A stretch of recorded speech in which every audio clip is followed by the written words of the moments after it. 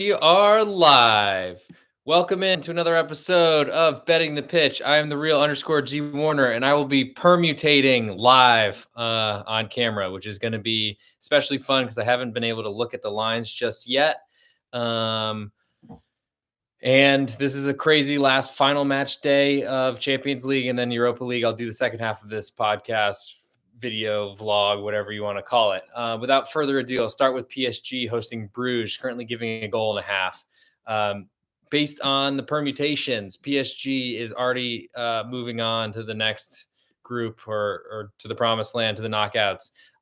They have finished second in the group. They have no threats to finish third or no possibility to finish first.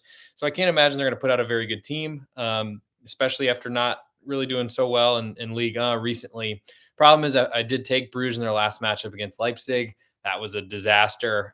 Just looked like a lower level team that weren't prepared for better athletes, and just the penalty in the box was the worst example of that.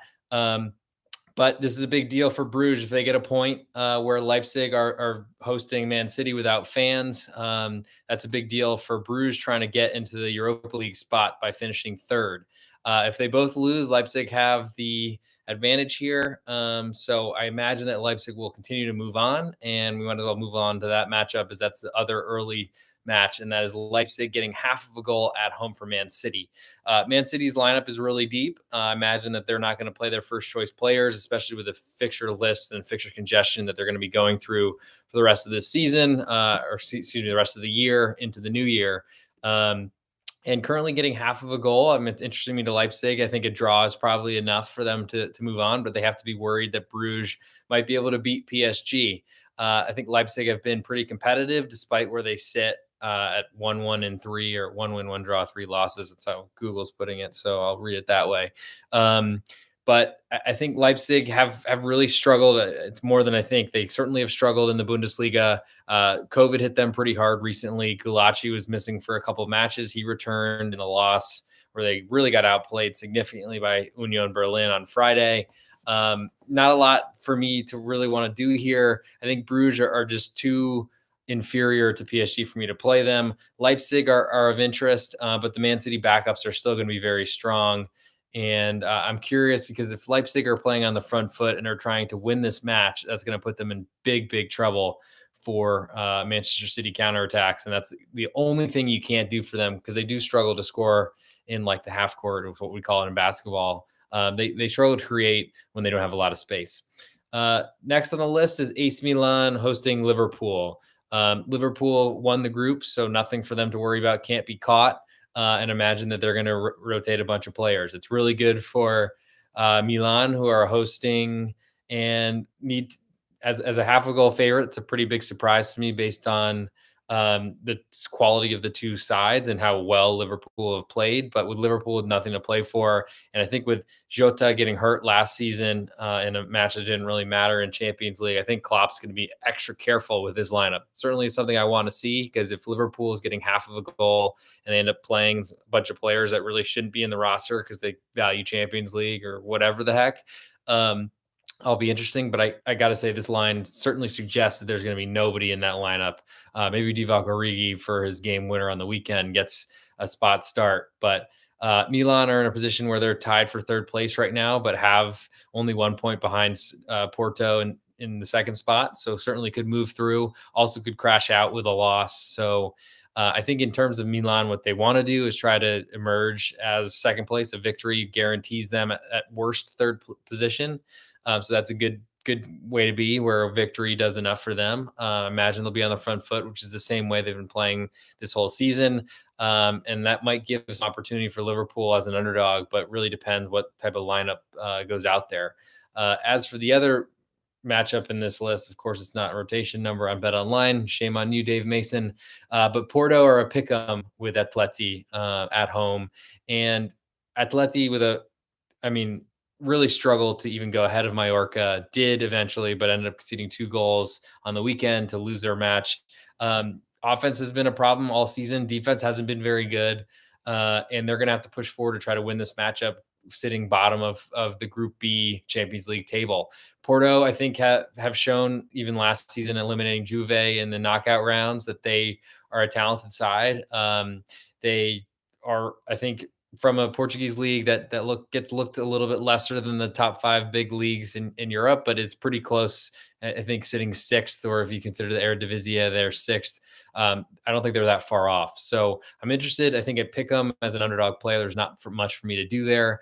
I do think a draw will guarantee Porto a spot in the Europa League, but I feel like from where they sit right now, Champions League is what they're going for. And I think that they're going to play an aggressive brand of football that tries to win the match. That's what Atleti want you to do because they're best on the counterattack. But I think at a Pick'em, I've already spent enough time on this, especially for a lunch hour podcast. That ultimately, I just don't know if there's much for me to do unless there's some movement.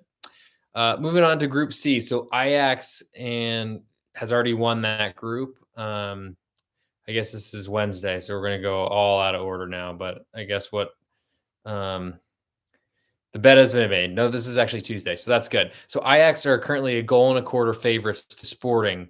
They've won the group already, can't be caught, so have no real need to play their best players. So I don't understand why they would. Sporting, on the other hand, have already clinched second place because the best Dortmund can do is beat Besiktas and tie them, with Sporting having the head-to-head tiebreaker. So there's probably not going to be a lot of great players being spent or legs being spent here in this matchup. The line currently at 1.25 suggests that Ajax are going to be playing their best, or at least Sporting are going to play nobody.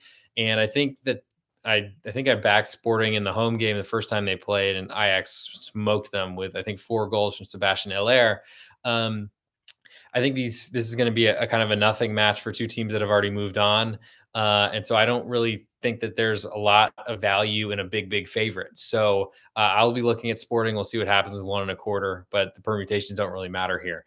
Next is Dortmund hosting Besiktas, giving a goal in 3/4, but this match doesn't matter. Dortmund has had real issues defending. Besiktas are on 0 points, have lost every single match. So literally dumpster diving if you're playing Besiktas here. But I don't really see why Dortmund cares so much about this one. And I feel like if there's ever a time to play the kids and give your aged backline that struggles so much as much of a break as possible, it's in this match. So certainly going to be looking at Besiktas, but we got to see what the lineups look like. Moving on to Real Madrid's Group D. They're currently ahead on 12 points. Inter 2 points behind, and they play each other in the final. Real Madrid, a draw does enough for them to win Group D, as the odds are back. If you've been watching the recent podcasts, I guess I'm not used to talking so much right quickly in a row. But Inter getting a quarter of a goal on the road, I thought outplayed Real Madrid in the opener of this group stage, and I think are in a good position to win this match. Played really well on the weekend at Roma. And Real Madrid just seemed to be impressive victory at Real Sociedad. Weren't really expected to handle the match as easily as they did based on the closing goal spread, which is very respectful for Sociedad. And fortunately enough for me, I was able to avoid betting Sociedad because the line was so low. But I got to say, from where I sit, I'm not that impressed with Real Madrid. They win matches and score on few chances. They're certainly not a dominant team that's currently way ahead in La Liga. But Inter, they've been up and down. I think getting some results that they didn't deserve, struggling in this competition while they sit in second place is because they haven't been able to win matches, or really that one match against Shakhtar that they couldn't win. I think it was a goalless draw. And that's really put them behind the 8 ball. They lost Real Madrid despite controlling that match at home. I think on the road here, I'm really interested in Inter, especially because Real Madrid are playing for a point, knowing that wins them the group, which is a big deal for seeding for the knockouts. And I got to say that if Real Madrid are satisfied with a draw, I think that makes it really hard to want to back them as a favorite if you're a favorites player. Though there is certainly some concern that Inter are going to be on the front foot and are going to be really going for it late to win the group. And that could certainly lead to a late goal that might lose them the match. But I think there's enough value in Inter that they could potentially win this one, take the group. And I guess I might as well mention it that I am a little bit biased here as I played Inter to win this group at the beginning of Champions League play. And I still think that that's a reasonable shot, though clearly a win is required tomorrow. Next one in that group is Sheriff visiting Shakhtar Donetsk in wherever they're playing in Ukraine. Shakhtar currently a 1-goal favorite, despite on 1 point lowest in the group. Where Sheriff, I think, won their first 2 matches, haven't won since, have lost all 3, but ultimately sit in a position where they have qualified for Europa League. And that's a big congratulations to them for a Moldovan side. Based on form table in this competition, Shakhtar should be nowhere near anyone's card based on being a 1-goal favorite when they've only earned one single point this entire competition. But Sheriff don't have a reason to play a really big lineup, so I'm not really sure that they care that much either. And even if they did, I'm not even sure about the Sheriff roster, about who would be in, who would be out. So probably a good one to pass on. Next is, as we move to Wednesday, we have Bayern and Barcelona, that group where Bayern has already won all 5 matches on 15 points, can't be caught. But they get to host Barcelona in a match that Barcelona really need. If they win the match, Barcelona, they advance. If they draw, then they can be passed by Benfica if they beat Dinamo Kiev. And that match is at home. So Benfica are in great position to advance. They really just need a win and Barcelona not to win. But Bayern is a 3/4 goal favorite with all the juice on their side, which makes it look like they're playing everybody, which is a little bit surprising. But Bayern also seem to always play their best. They're out of the cup, so there's or the Pokal, so there's less concerns there. That match I think is coming up next week or maybe in the new year. And Bayern are really scary. I think Barcelona, from why I'd want to back them, is they need a result here. A draw is enough for them to at least clinch if Benfica can't win. But I think they really need to go out for a win. And Barcelona's offense has been really quiet ever since Xavi took over, if it hasn't been quiet for the entire season. It seems to rely on Memphis Depay penalties, and those are really tough to trust. I think it depends on what Bayern puts out there. But Barcelona, even if this climbs, is it looking like it might climb to a full goal underdog? Certainly based on need, that's a good position for Barcelona because they'll need to win this match. But I think that they could easily lose this matchup. And then depending on what Benfica do, get bounced to the Europa League, which would be a hilarious commentary and really where Barcelona, I think, deserve to be. Though I think they're doing the right thing in rebuilding and playing the kids.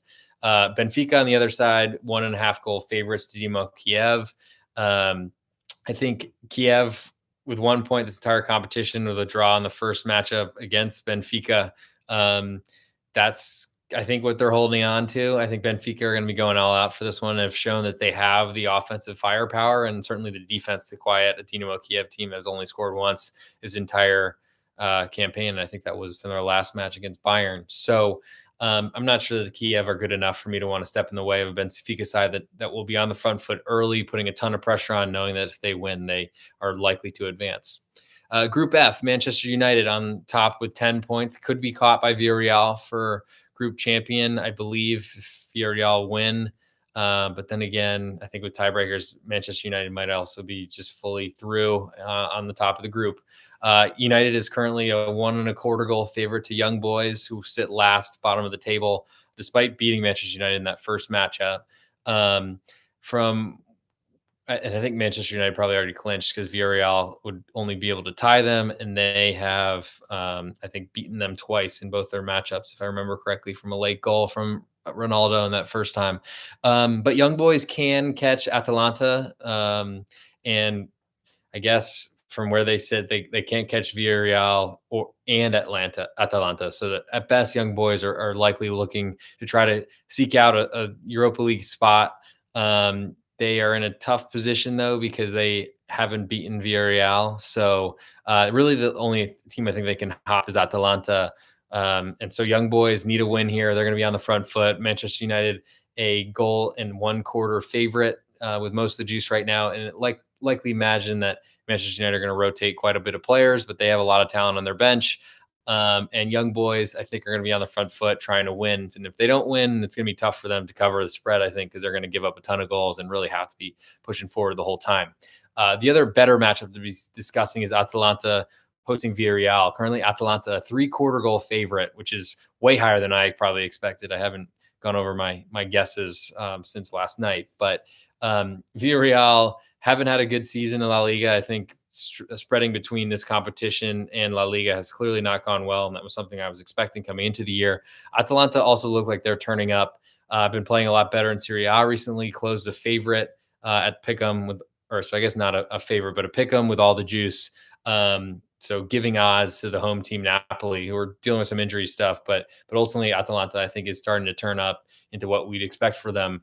3/4 goal favorite is a pretty big number, I got to say. Drew in the first matchup when they played each other, so all's on the line for this one. Draws enough for Villarreal to advance, most likely, because young boys can't catch them.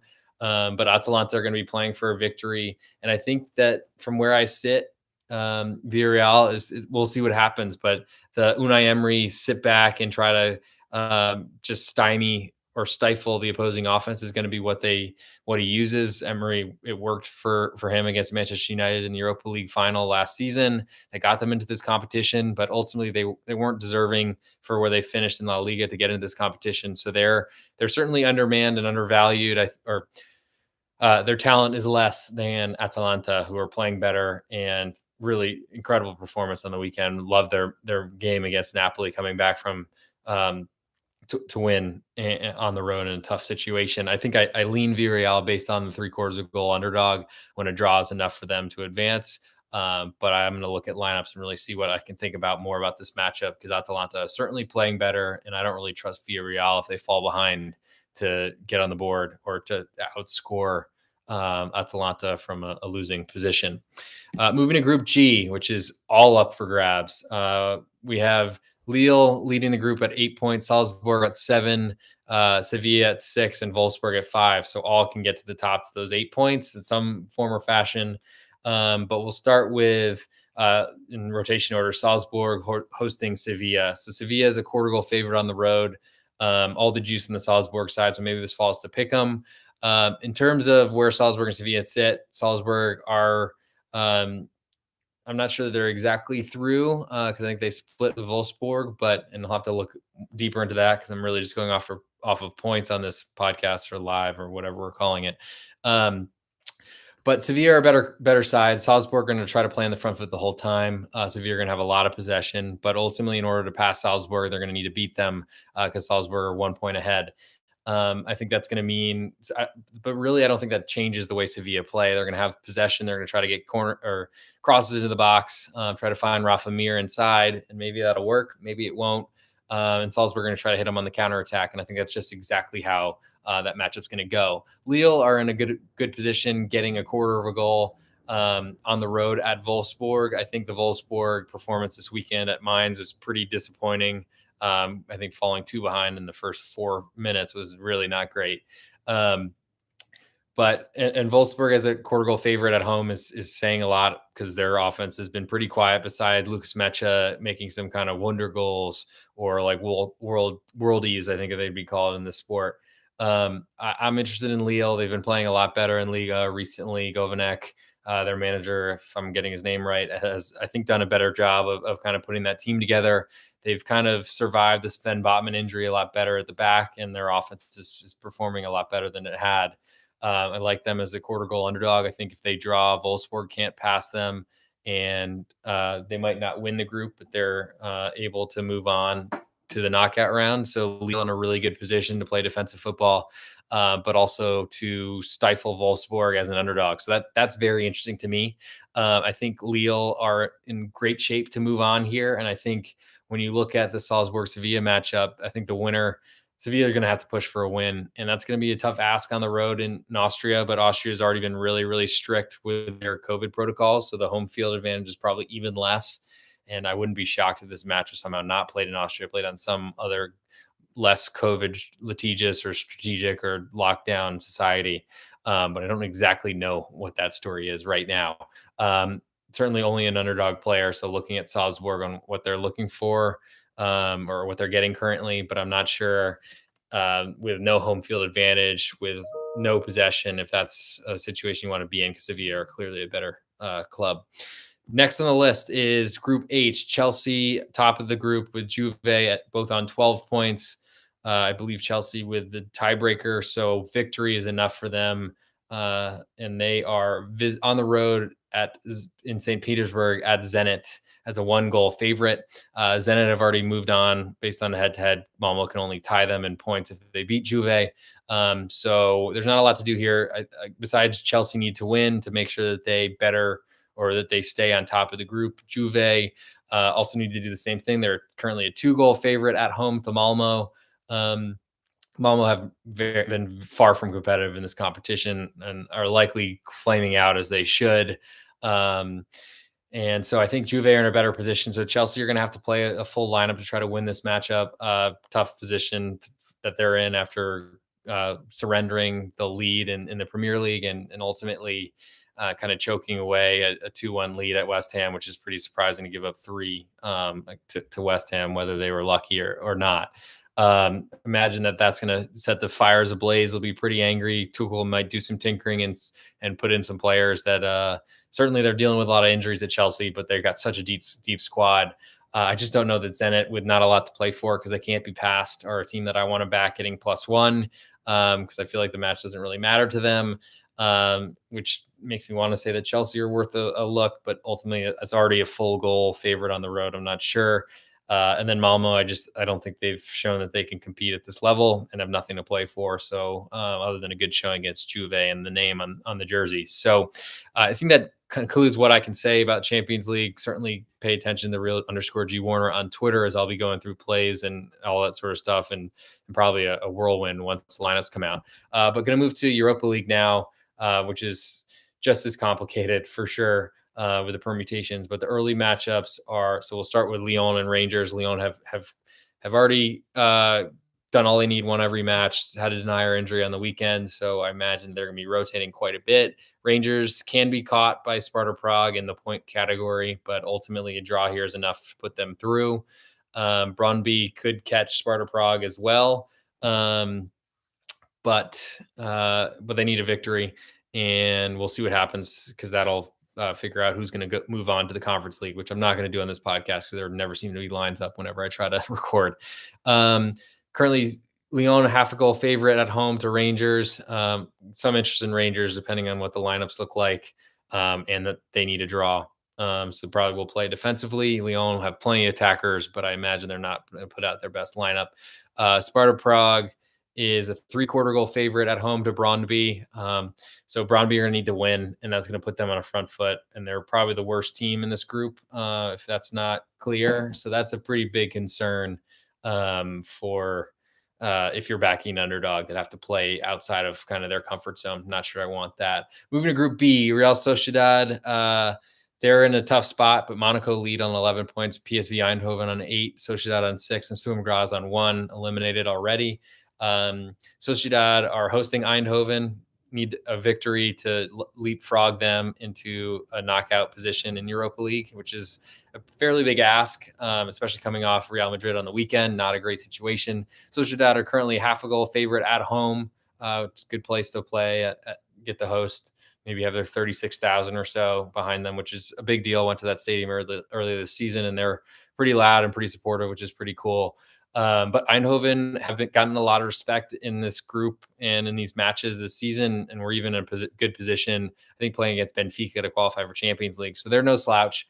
Probably deserve where they sit right now, and ultimately can play a defensive brand because a draw on the road will get them through.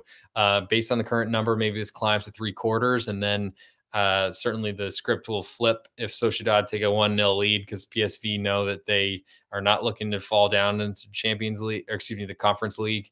And so they're going to be in a position where they need to come back, and that might mean a second goal for Sociedad. But basically, the Sociedad offense, despite getting Oyarzabal back healthy, they haven't looked great with him back in the lineup. I have concerns about them. Isak has been in and out with injury and played this weekend as much as I think he could have. Sorloth with a start.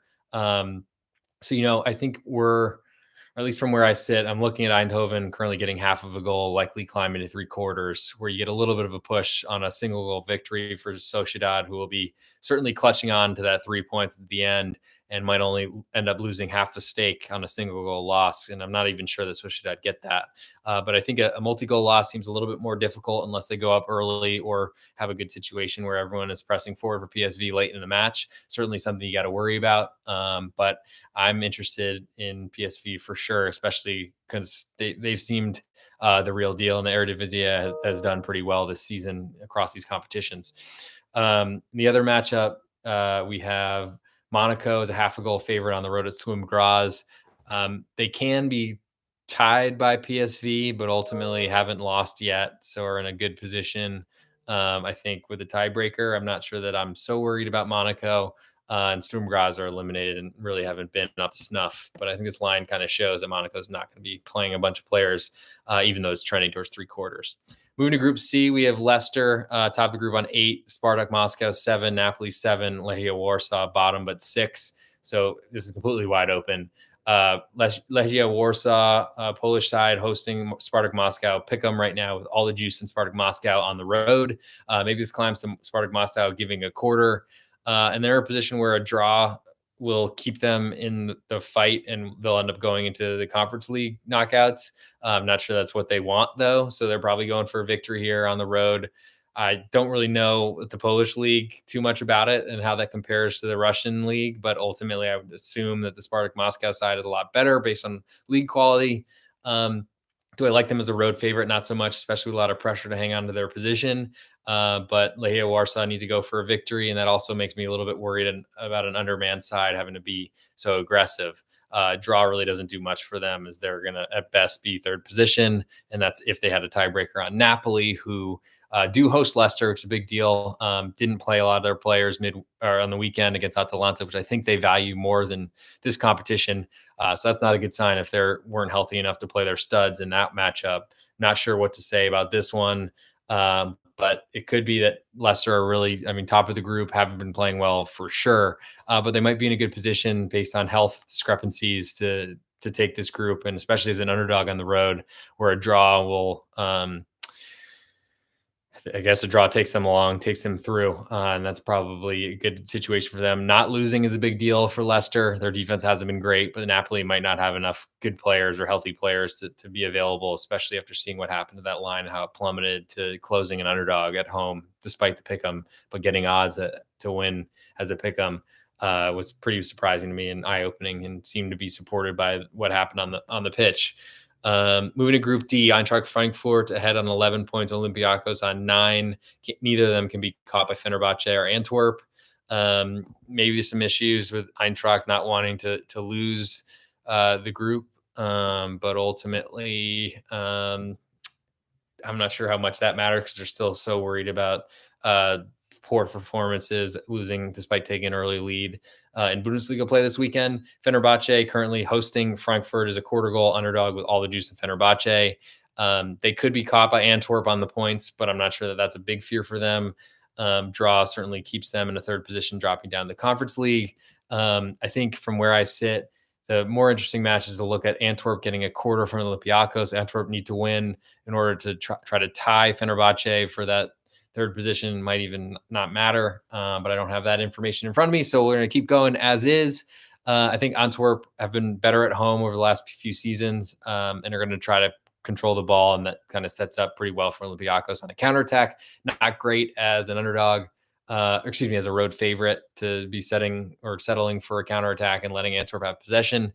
But that's also not guaranteed, because Antwerp are the weakest team in this group so far, based on, I think, financial resources, but also where they stand in the table.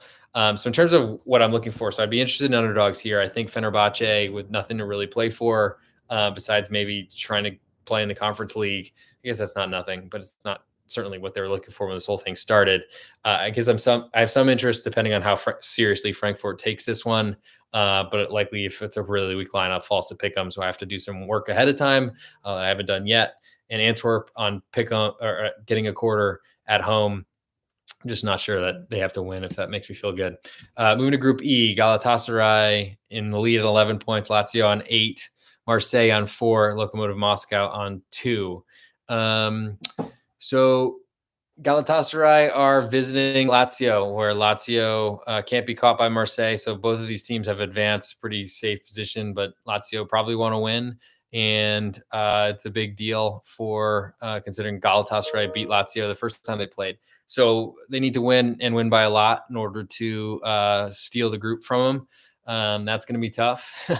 And Galatasaray getting 3/4 of a goal on the road with all the juice on Lazio. So maybe this climbs to one.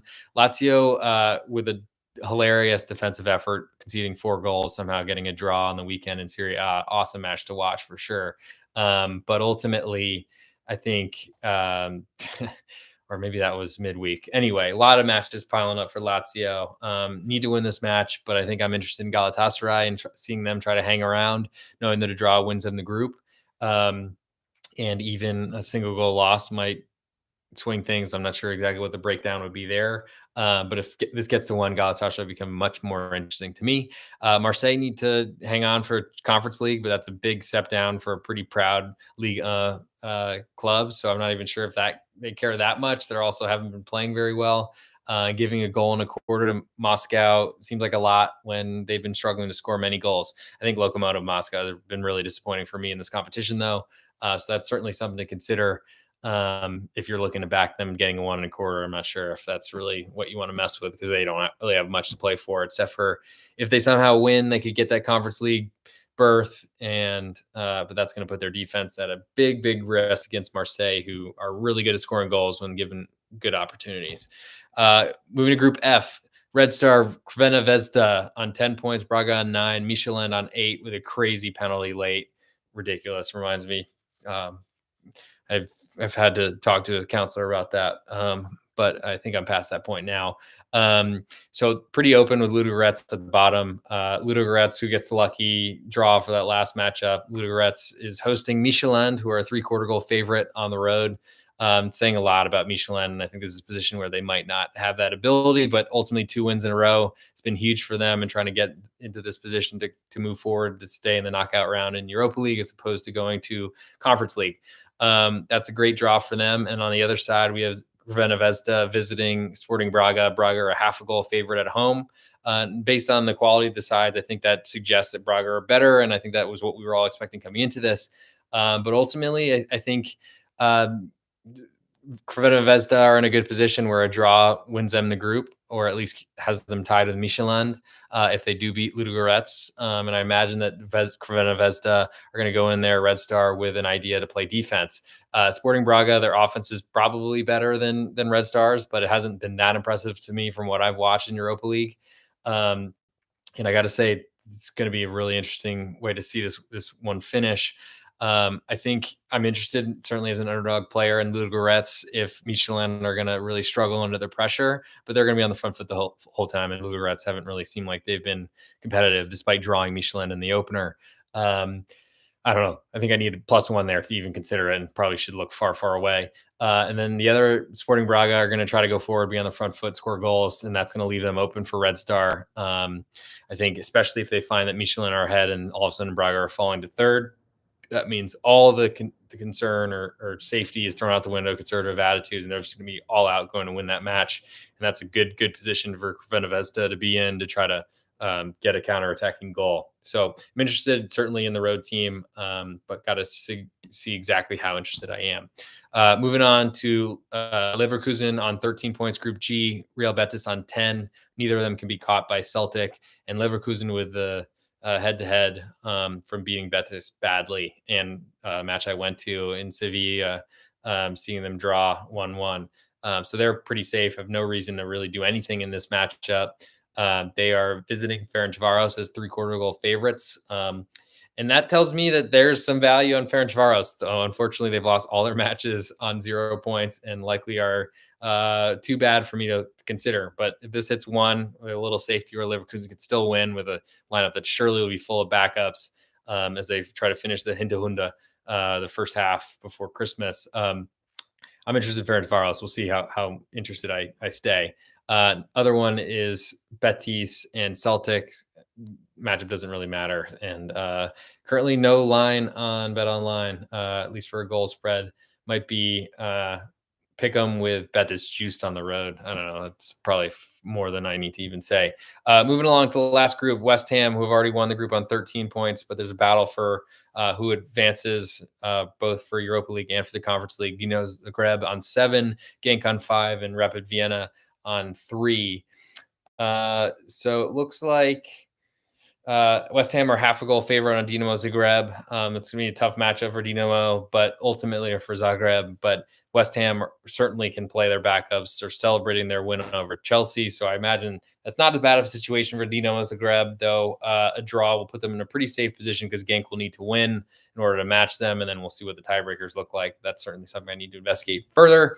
But getting a half a goal is of interest. I think where I see Genk, who are about 3/4 goal favorites at home to Rapid Vienna, Vienna need to win, and that's going to put a poor team that were really struggling in the Austrian Bundesliga earlier this season, that they need to win, and that's going to be a big ask against a team. And I think that sets up pretty well for Genk to potentially move along. I don't know if there are odds out on there, but Genk look like a pretty serious contender to win this matchup. And then if Zagreb lose to West Ham at the London Stadium, that's a pretty big issue. But I think I've gone through as much as I can about this.